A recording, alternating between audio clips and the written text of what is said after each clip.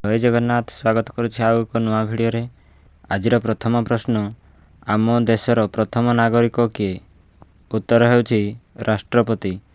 ପରବର୍ତ୍ତୀ ପ୍ରଶ୍ନ, ଭାରତର ରାଷ୍ଟ୍ରଭାଷା କ'ଣ? ଉତ୍ତର ହେଉଛି ହିନ୍ଦୀ।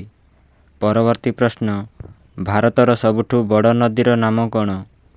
ଉତ୍ତର ହେଉଛି ଗଙ୍ଗା ନଦୀ। ପରବର୍ତ୍ତୀ ପ୍ରଶ୍ନ, ଆମ ଦେଶର ଜାତୀୟ ଖେଳର ନାମ କ'ଣ? ଉତ୍ତର ହେଉଛି ହକି। ପରବର୍ତ୍ତୀ ପ୍ରଶ୍ନ, ଭାରତର ପ୍ରଥମ ପ୍ରଧାନମନ୍ତ୍ରୀ କିଏ? ଉତ୍ତର ହେଉଛି ଜବାହରଲାଲ ନେହେରୁ। ପରବର୍ତ୍ତୀ ପ୍ରଶ୍ନ, ଭାରତର ପ୍ରଥମ ରାଷ୍ଟ୍ରପତି କିଏ? ଉତ୍ତର ହେଉଛି ରାଜେନ୍ଦ୍ର ପ୍ରସାଦ। ପରବର୍ତ୍ତୀ ପ୍ରଶ୍ନ, ପୃଥିବୀର ସବୁଠୁ ବଡ଼ ଦେଶର ନାମ କ'ଣ? ଉତ୍ତର ହେଉଛି ରୁଷିଆ। ପରବର୍ତ୍ତୀ ପ୍ରଶ୍ନ, ରେଡ଼ିଓ କିଏ ଉଦ୍ଭାବନ କରିଥିଲେ?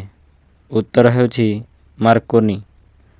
ପରବର୍ତ୍ତୀ ପ୍ରଶ୍ନ, ଭାରତର ଜାତୀୟ ପତାକାରେ କେତୋଟି ରଙ୍ଗ ଥାଏ? ଉତ୍ତର ହେଉଛି 3ଟି। ପରବର୍ତ୍ତୀ ପ୍ରଶ୍ନ, କେଉଁ ପର୍ବକୁ ଆଲୋକର ପର୍ବ କୁହାଯାଏ? ଉତ୍ତର ହେଉଛି ଦୀପାବଳି।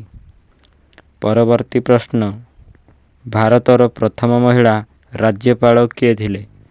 ଉତ୍ତର ହେଉଛି ସରୋଜିନୀ ନାଇଡୁ। ପରବର୍ତ୍ତୀ ପ୍ରଶ୍ନ, ଜାତୀୟ ଶିକ୍ଷା ଦିବସ କେବେ ପାଳନ କରାଯାଏ? ଉତ୍ତର ହେଉଛି 11 ନଭେମ୍ବର।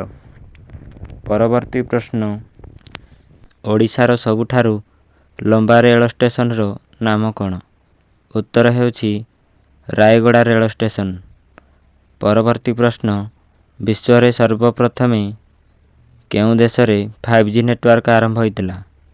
ଉତ୍ତର ହେଉଛି ଦକ୍ଷିଣ କୋରିଆ। ପରବର୍ତ୍ତୀ ପ୍ରଶ୍ନ, ଭାରତୀୟ ଜନତା ପାର୍ଟି କେଉଁ ମସିହାରେ ପ୍ରତିଷ୍ଠା କରାଯାଇଥିଲା? ଉତ୍ତର ହେଉଛି 1980 ମସିହା। ପରବର୍ତ୍ତୀ ପ୍ରଶ୍ନ, ଆମେରିକା ଜାପାନକୁ ପରମାଣୁ ଆକ୍ରମଣ କେବେ କରିଥିଲା? ଉତ୍ତର ହେଉଛି 1945 ମସିହା।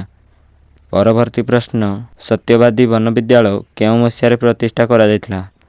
ଉତ୍ତର ହେଉଛି 1909 ମସିହା। ଯଦି ଭିଡ଼ିଓଟି ଭଲ ଲାଗିଥାଏ ଭିଡ଼ିଓକୁ ଗୋଟେ ଲାଇକ୍ କରି ଚ୍ୟାନେଲକୁ ନୂଆ ଆସିଥିଲେ ଚ୍ୟାନେଲକୁ ସବସ୍କ୍ରାଇବ୍ କରିଦିଅନ୍ତୁ।